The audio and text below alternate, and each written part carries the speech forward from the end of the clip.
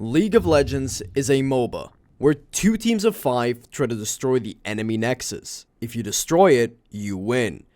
In this beginner guide, you will learn how to play League of Legends, what every role does, why being able to see stuff on the map is important, what is jungling, what are objectives, how to earn gold, how to lane, how to learn a new champion, and finally, how to win the game. How do you play League of Legends?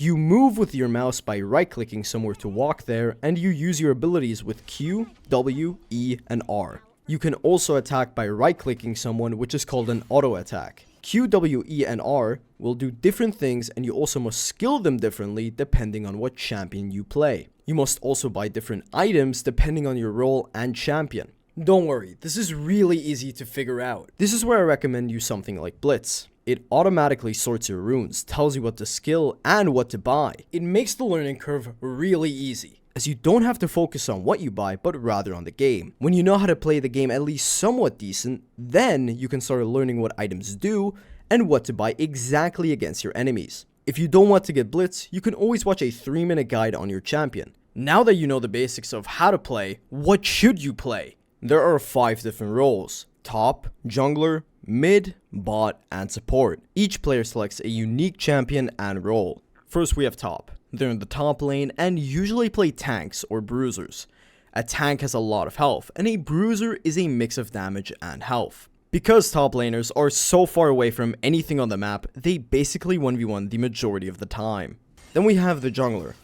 They farm their jungle, do objectives, and gank the lanes, so that the lanes are winning and the team can win easier. Now, what is ganking? Ganking is basically a surprise attack. What you want to achieve with it is to either get a kill, apply pressure, or assist teammates to get an advantage. I will explain what the jungler does more in depth in jungling, because if you understand what every role does, you'll understand it better. Now we have mid.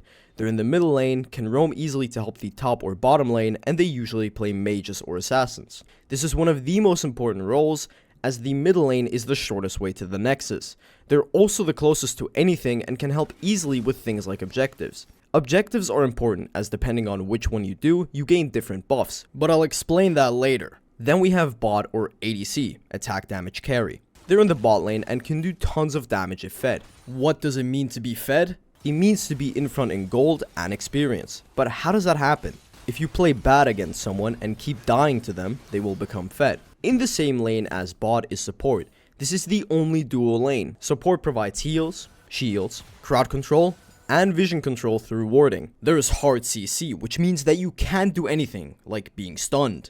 And then there is soft CC, where you can still do stuff but worse, like being slowed, causing you to move slower. Depending on what role you play, you should also pick different summoner spells. You are able to choose only 2 summoner spells before a game begins. If you're a jungler, you must always pick Smite. On Blitz, or if you search a guide on a champion you play, it will tell you what to choose. If you're under level 9 in League, then you won't be able to use all summoner spells, so just keep playing with the ones you have. Now warding, which is vision control. Warding is placing an item called ward, and depending on what ward you place, it does different things. This is really important because knowing where enemies are 24/7 can easily win you the game. There are 2 wards that you'll commonly see, the stealth ward and the control ward. The stealth ward, it costs nothing, is invisible to enemies, and provides vision for a limited time, but this ward can get disabled by an enemy control ward. Disabling means that your ward becomes useless as it no longer provides vision. If the enemy control ward gets destroyed, your ward will become useful again. The control ward costs this much gold, but it reveals and disables enemy wards. However, it doesn't disable another enemy control ward. The control ward never dies, unless an enemy breaks it or you place another one. You can see the control ward, however, when you walk near it. The stealth ward can't be seen just from being near it. You must use the Oracle Lens, which is an item which scans your vicinity for wards, or just use the control ward. If you get Oracle Lens, then you sacrifice your stealth wards. The map is something that you will have to constantly look at, as it's your source of information. The more vision you have on your enemies, the more likely it is you're going to win, as vision is shared with your teammates. So if you have a ward in a bush, your teammates can see whether or not an enemy is inside or near it. By pressing tab, you can see what items the enemy has bought, but this is only updated when you can see them on the map. The reason why support has the most wards is because of the support item, which when upgraded lets the support get unlimited wards for free. It has a cooldown, and after it ends, you get 1 ward. The most it can carry at the same time is 3. This item can then be upgraded again, and then you have to choose one of these options depending on your champion, which Blitz will tell you. This new upgraded item can then hold 4 wards at the same time.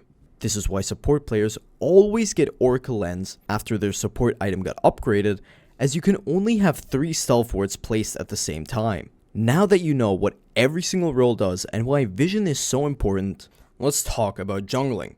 As a jungler, you don't have a lane, but rather your own jungle. We have top and bot side jungle. If you press this jungle icon, it will tell you where to start. Now be careful, because you can get invaded while waiting for your monsters to spawn. What is invading? It's where your team or the enemy team goes to the opposite jungle and hopes to either steal their jungle or to get some kills. Let's say you don't get invaded and complete your entire jungle. After having done that, you can do other things like gank. As a jungler, you must keep looking at the map while playing. While looking at the map, you must figure out where everyone is at all times. You'll likely see everyone at their lanes besides the enemy jungler. If you play League long enough, you will start developing a feel for where the jungler could be based on logic. Before I give you an example, you need to know this. Creep score in your short CS tracks how many minions/farms you killed. 1 farm gives you 4 CS. Let's say you see that the jungler ganked your top lane at the beginning of your game. You know that he had to have started at the bot jungle to end up in the top lane. After he ganked, you see that he has 28 CS by pressing tab, because it got updated from the top laner seeing him. So he cleared the entire jungle, which should set him at 24 CS, because there are 6 camps, and 6 times 4 is 24. But there is another farm in both top and bot side rivers called Scuttle Crab. The Scuttle Crab gives you 4 CS, gold, and it spawns a ward that can't be destroyed in the river when you kill it. You know that it's very likely for him to recall, which means to go back to your base, to buy items, and then go back to bot side jungle again, because his farm is respawning and an objective called Drake that's near bot lane is about to spawn. Now with that example being over, ganking isn't just for the jungler.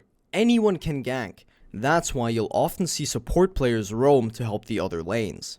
Whether or not it's worth it to gank can change in mere seconds. But let me teach you the basics. If you look here, you can see I've divided the top lane into 3 parts. Let's call this blue part team zone, this yellow one neutral zone, and this red one enemy zone. Now let's do a couple of scenarios. Your teammate and enemy are at the team zone. Your teammate is getting harassed at their tower because he has low health and the enemy has almost half health.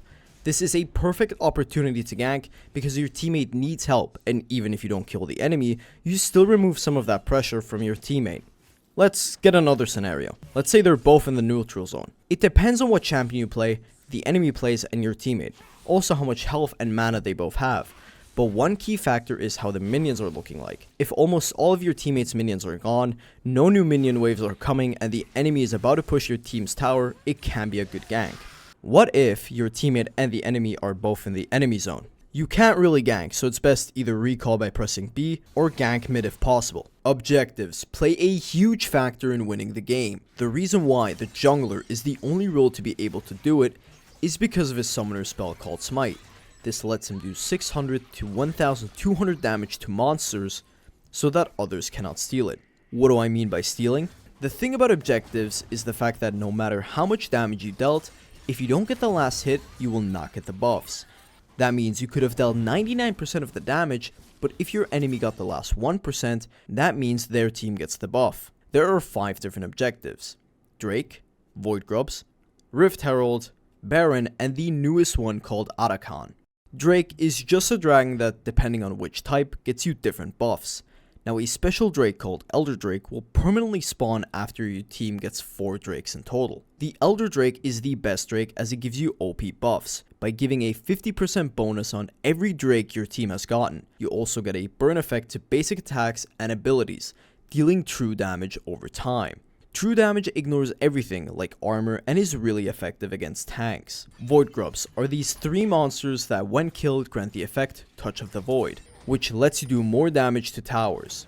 You are also able to spawn Void Mites to assist you when you try to destroy towers. Killing 1 Void Grub lets you spawn 4 Void Mites. Now Herald. When killed gives you the item Eye of the Herald. You have to pick this item up to use it, and only the team who killed Herald can pick it up. It does despawn after a while, which means the enemies can prevent you from picking it up. What it does is you spawn Herald, she heads to the closest lane and starts pushing it. She attacks the closest minions and structures. And if you decide to ride her, you can drive her into towers and enemies, which deals tons of damage to towers and knocks up enemies. But keep in mind you can't do this forever. Herald has a time limit, which means you can only have it in your inventory for a certain time. By holding control and left clicking the item, you can see how much time you have left. Next up is Baron. When you kill Baron, it grants the buff called Hand of Baron, which buffs all teammates by enhancing their attack damage, ability power, and empowers nearby minions. This can make pushing towers really easy, as your minions are overpowered when you're near them and your entire team does more damage. Now Otacon, the newest objective. It spawns at 20 minutes in the river near top lane or bot lane. But how does it decide where to spawn? It depends on which lane has the most kills, deaths, and damage dealt by 14 minutes. At 14 minutes, you will also see where he will spawn, so look out for this. There are two forms of Otacon. One is Voracious Otacon that spawns when the game has a low kill count. If you kill it, you get a temporary effect called False Life. When you die, after 2 seconds you spawn back at your base and enter Resurrection for 10 seconds, where you are in stasis. After 10 seconds pass, you can move again. You also permanently get an additional 25 gold per enemy you kill. The second form of Otacon is called Ruinous Otacon, which spawns in high kill count games. When you kill him, blood roses grow around his camp, which is the place where he spawned. Picking them up gets you 1 stack of the effect called Bloody Petals. You gain experience and adaptive damage. The blood roses are shared with your team, so your entire team gets the effects. What permanent buff do you get from Ruinous Otacon? You gain 25% increased effects from all epic monster buffs, which means every single objective you have done is now 25% better.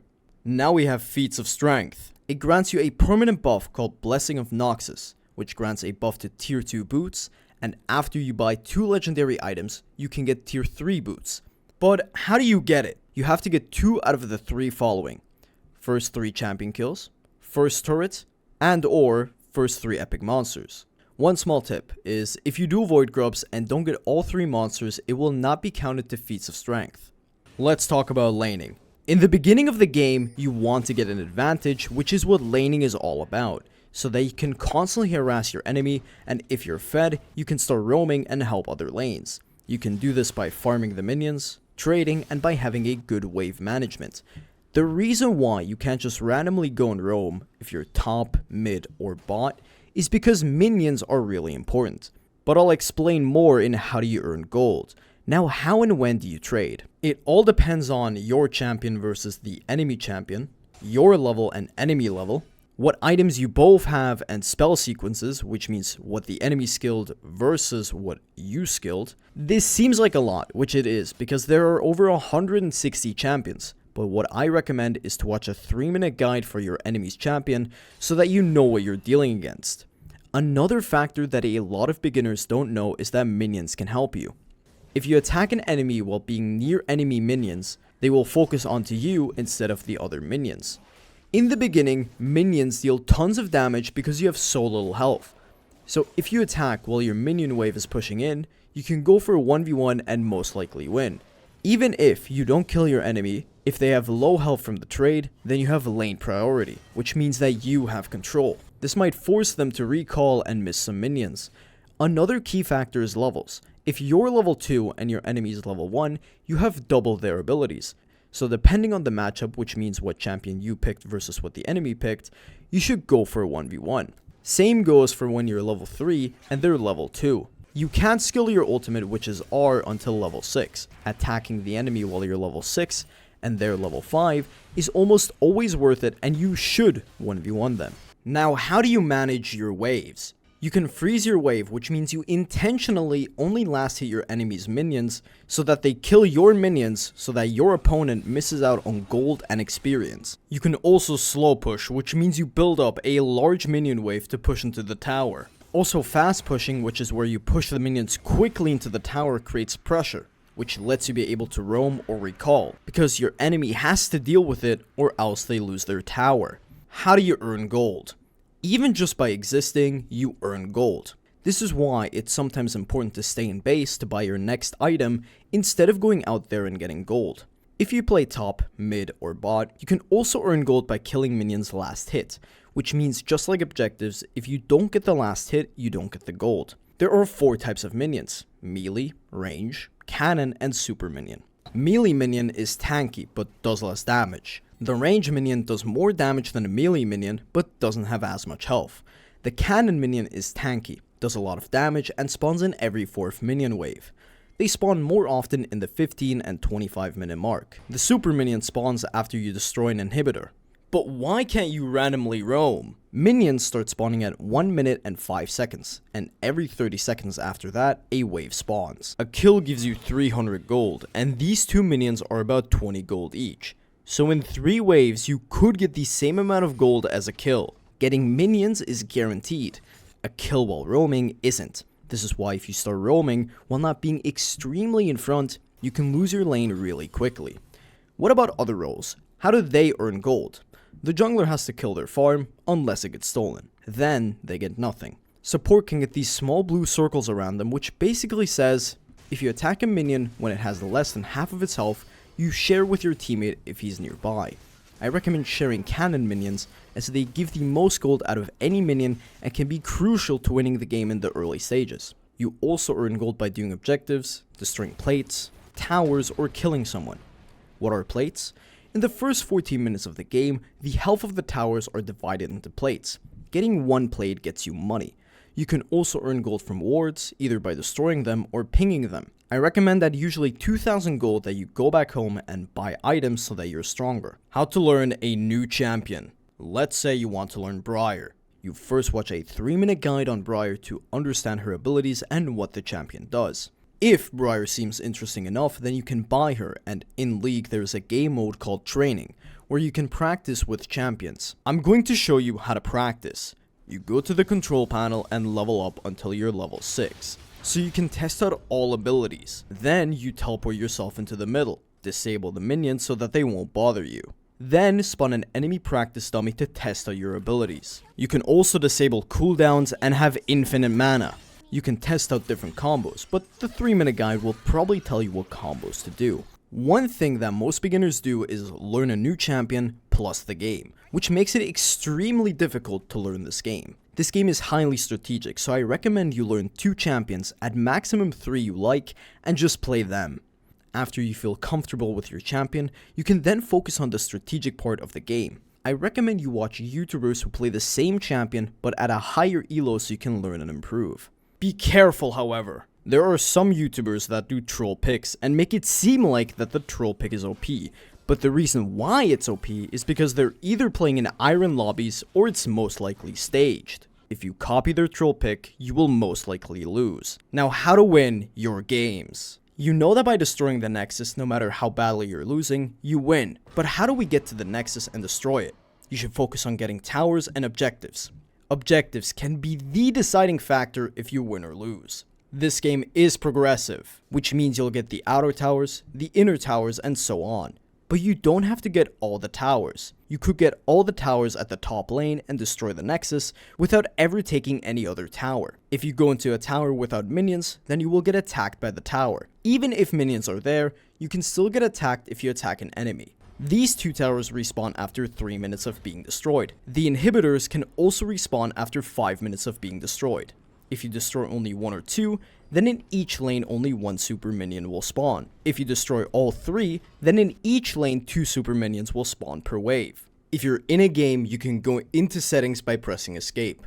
Click on quick cast all so that all abilities instantly get used when you cast it. Then go to abilities and summoner spells and put it all to shift plus the original letter.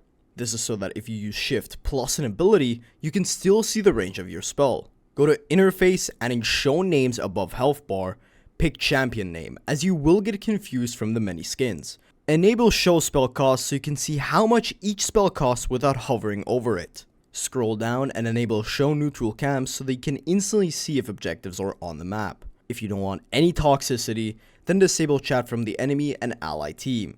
If you press Z, you can unlock your camera to move it freely instead of it staying locked to your character.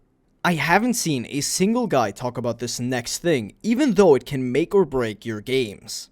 The mental. If your mentality sucks, then you will also be bad at the game. But how do you improve your mental? For everyone it's different, but what works the best is not giving them any attention. Because the second you start talking to teammates or enemies that are toxic, they will know that they got under your skin. Thus, they will target you, making it harder to maintain your cool. Another great tip for not losing your mental is to stop caring about your rank, because you will win more. If you constantly think about your rank, you are more likely to rage when bad things happen in your games. If you enjoyed my guide, please subscribe, like, and join my Discord. I'm streaming every single day on Twitch and YouTube, and I'd really appreciate it if you gave me a chance.